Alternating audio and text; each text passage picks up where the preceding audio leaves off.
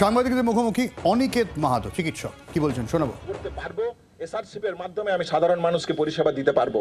তাহলে সাধারণ গভর্নমেন্ট যা ডিসিশন নেবে সুপ্রিম কোর্টের রায় পর আমি মনে করি যে এই এসআরসিপির পোস্টিংয়ের মাধ্যমে আমি আমার সরকারি চাকরি জীবনের মেডিকেল যে পরিষেবা দেওয়ার কথা সেই পরিষেবা দিতে পারবো বলে আমি মনে করি না। তাহলে সেই জায়গা থেকে আমি সিদ্ধান্ত নিয়েছি যে সরকার যাই করুক না কেন এই এসআরসিপি পোস্টিংয়ের মধ্য থেকে আমি বেরিয়ে আসব।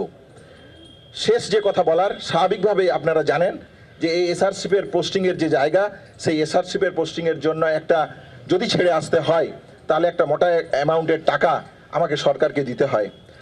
অভয় আন্দোলনের শিক্ষা থেকে সাধারণ মানুষ, যে অগণিত মানুষ, আপনারা যারা এই সংবাদ মাধ্যমে এখানে এসেছেন, আপনারাও আমাদেরকে সহায়তা করেছেন, আমাকেও সহায়তা করেছেন নানানভাবে, নানান সময়, নানান বিদ্যা বুদ্ধি বিভিন্ন রকমভাবে সহায়তা করেছেন।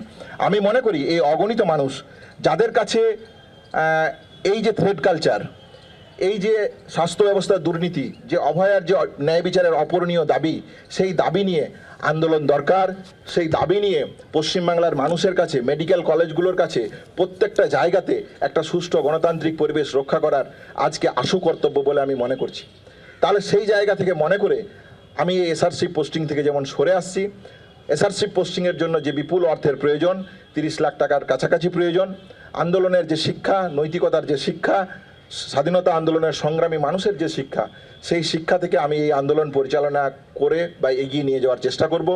যে আর্থিক সাহায্যের জায়গা আছে, আপনারা যারা শুভবুদ্ধি সম্পন্ন মানুষ, সিনিয়র ডাক্তার, আমার কলিগ যারা, আপনারা যারা এখানে দাঁড়িয়ে আছেন, আপনাদের মতন করে যা পারবেন আর্থিক সাহায্য আমাকে করবেন।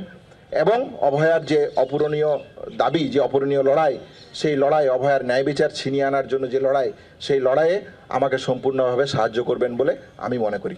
ধন্যবাদ।